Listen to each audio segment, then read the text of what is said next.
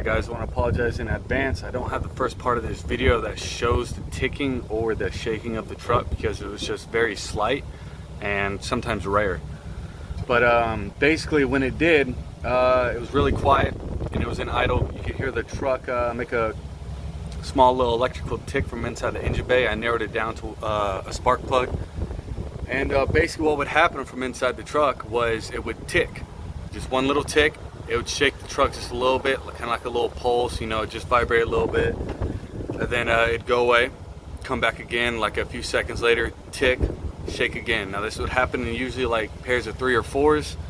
And then it would just stop for about a minute or two, and then it'd do it again. Like I said, when I was in idle.